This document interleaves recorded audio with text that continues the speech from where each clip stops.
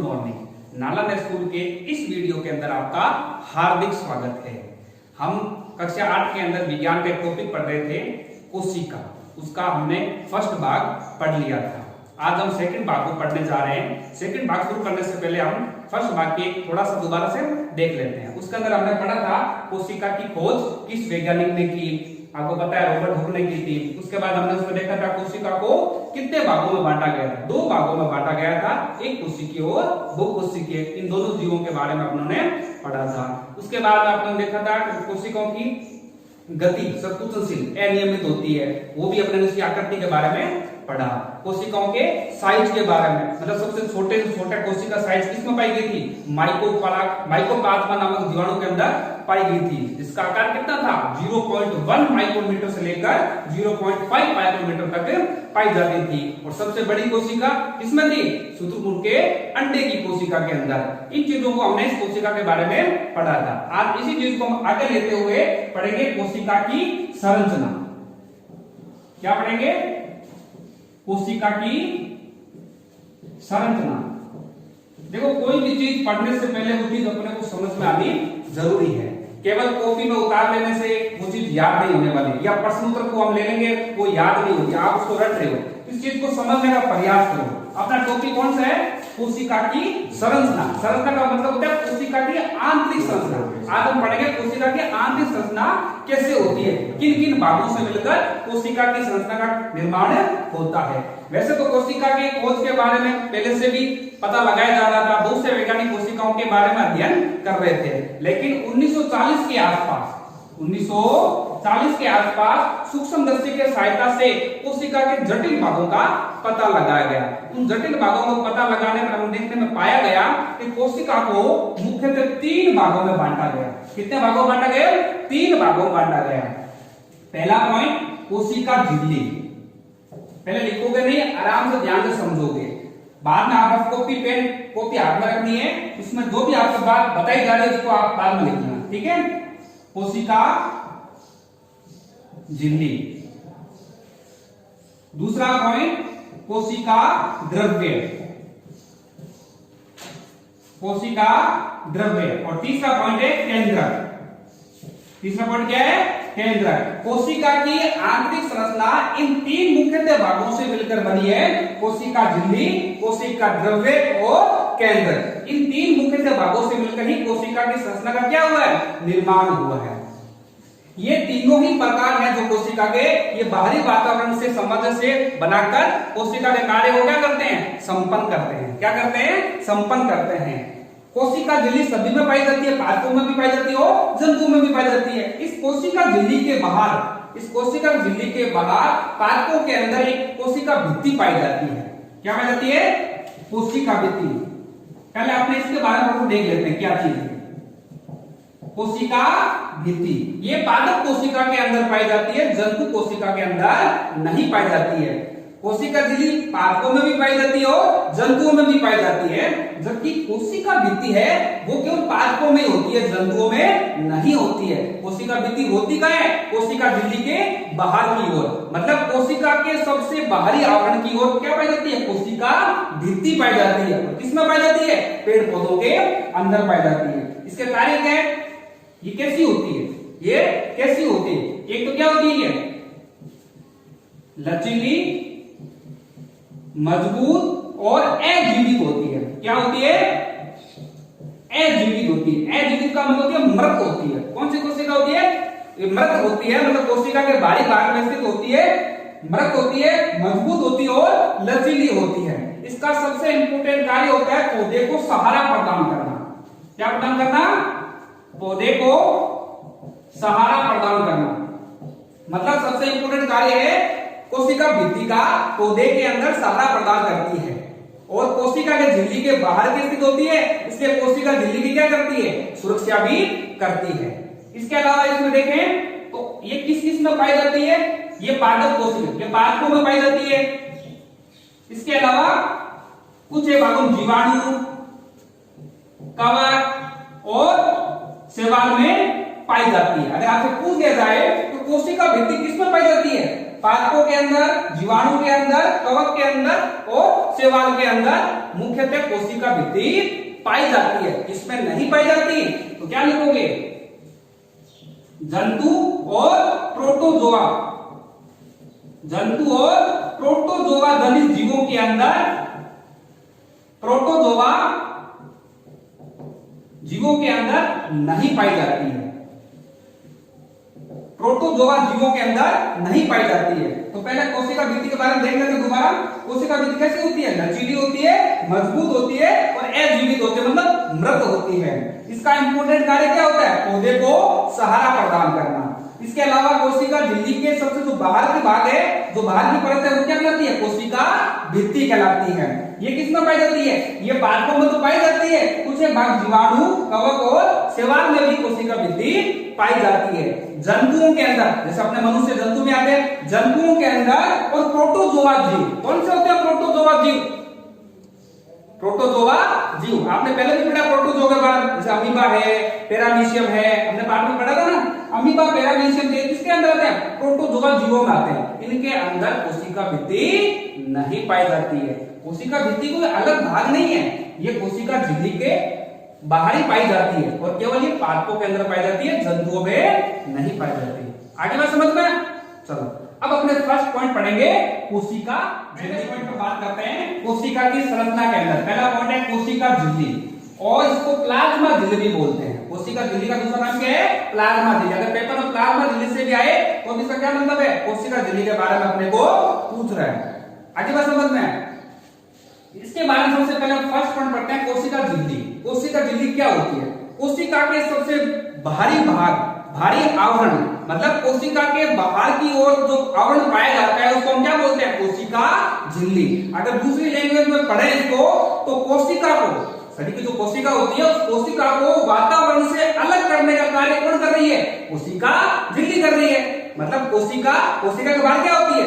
कोशिका झिल्ली, और बाहर क्या होता है? वातावरण। तो वातावरण और कोशिका को अलग करने वाली भाग कौन सी होती है? कोशिका झिल्ली होती है। इसको हम क्या बोलते हैं? प्लाज्मा झिल्ली भी बोलते हैं। तो इसको मुख्य कारण के रूप में हम लिख सकते हैं कि ये क्या होती है? कोशिका की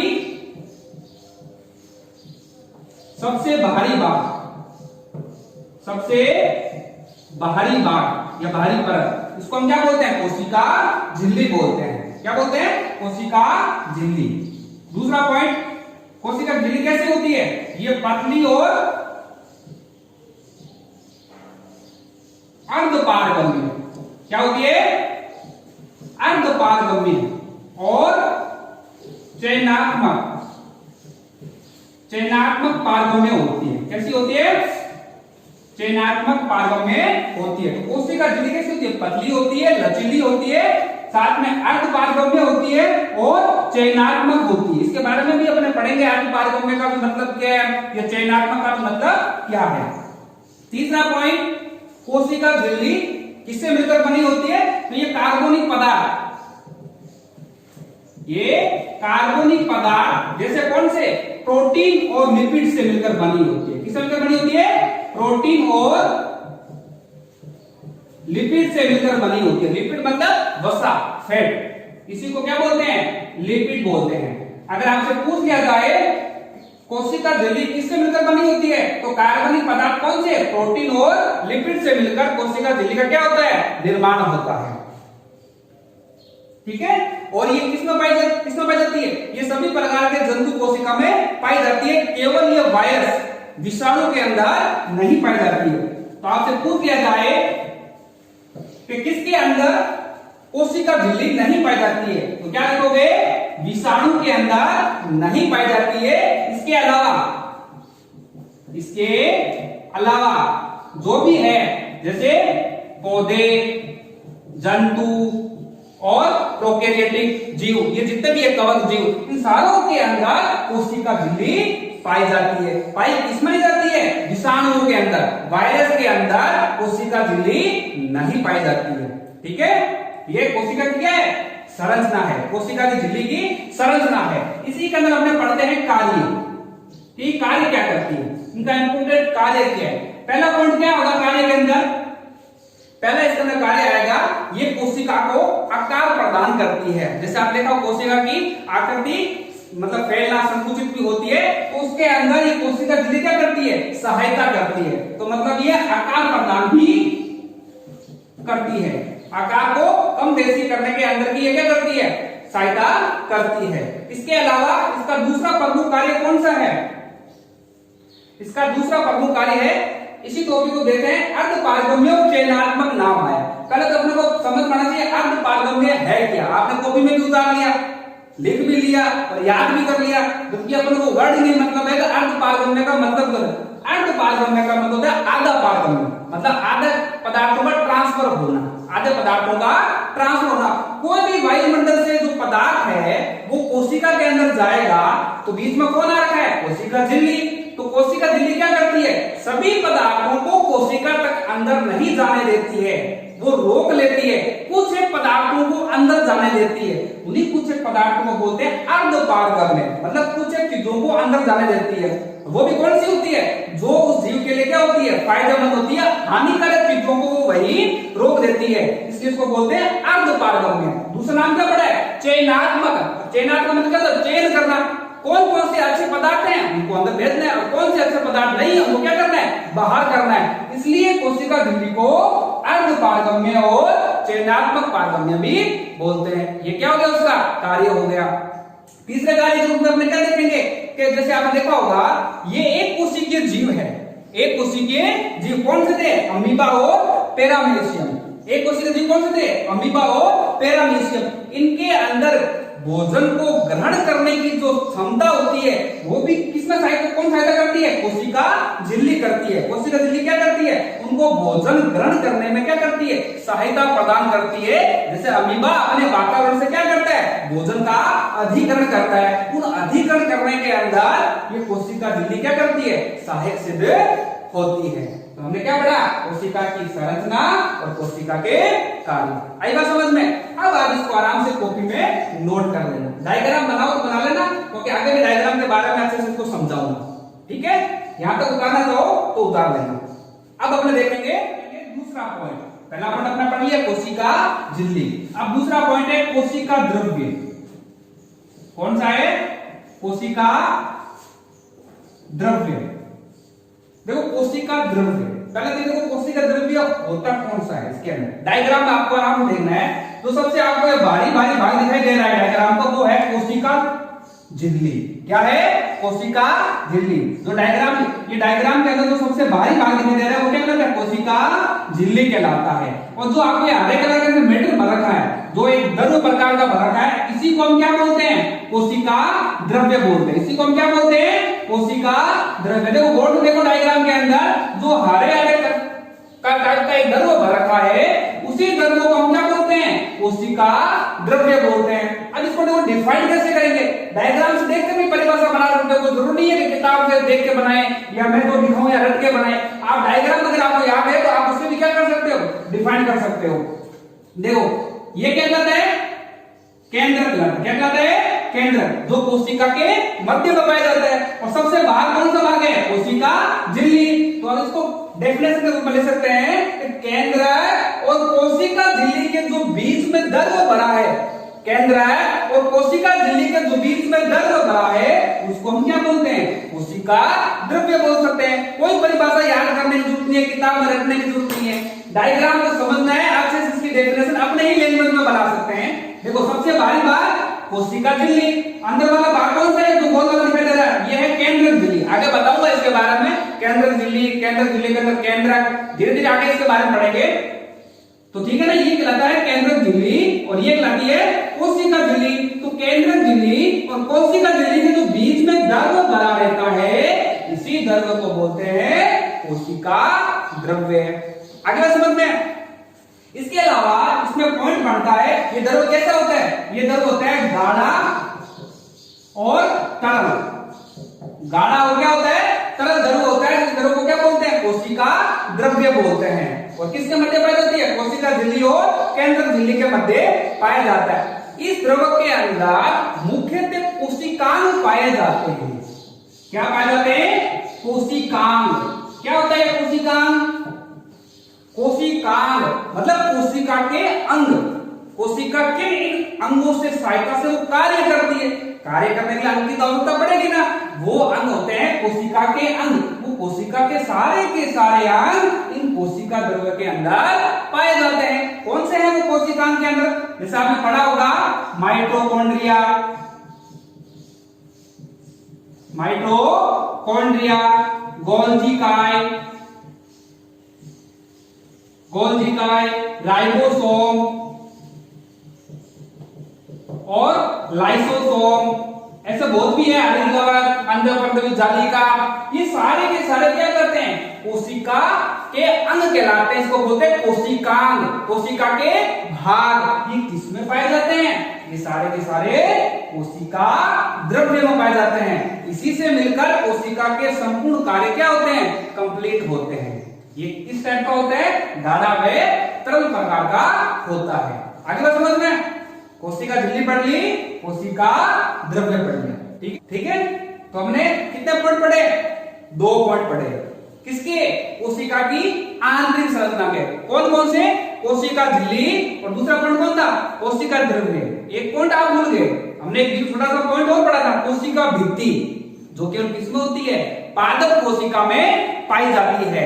जंतु कोशिका में आपको मैंने बता दिया नहीं पाई जाती है। कुछ एक जीवाणु शैवाल कवक के अंदर पादप कोशिका में भी पाई जाती है। क्या?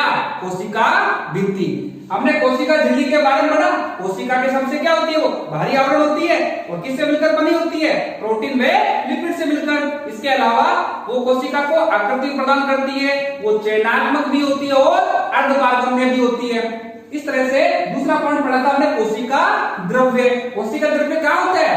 केंद्रक झिल्ली और कोशिका झिल्ली के बीच में जो गाढ़ा द्रव्य होता है, जो आपको हरे हरे कलर में लिखा है, ये गाढ़ा द्रव्य क्या कहते हैं? कोशिका द्रव्य।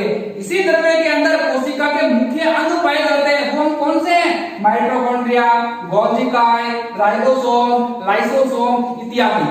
और भी है क्या? अंडपर्दवी जालिका। इस तरह से हरित लवक आपको कोशिका के अंग मिलेंगे। इन्हीं की सहायता से कोशिका क्या करती है? कार्य संपन्न करती है। समझ में आया पॉइंट? देखो, आपको केवल देखने से ये चीज आपको याद नहीं होगी। जब तक कॉपी पेन हाथ में लेकर नहीं बैठोगे, आपको चीज स्थायी नहीं होगी। अपने गणित का सवाल करने के लिए बैठते हैं, केवल गणित की किताब देखने से वो सवाल हल नहीं होगा। मान लो कि सवाल करते हैं आखिरकार वो हल हो जाता है, अंदर से क्या आती है? खुशी महसूस होती है। उसी प्रकार आप इस कॉपी में लिखकर याद करोगे तो वो चीज ज्यादा स्थायी होगी। नोट्स तो मैं आपको दे ही रहा हूं क्वेश्चन आंसर के रूप में बना के, लेकिन फिर भी आप इसको रफ कॉपी के अंदर इसको साथ में उतार के रखना, ताकि ये चीज जो आपने पढ़ी है वो आपको स्थायी रूप से क्या हो जाए? याद हो जाए। ठीक है? कोई दिक्कत लगे तो फिर भी मेरे को वीडियो के अंदर या ग्रुप के अंदर मेरे को पूछ सकते हैं।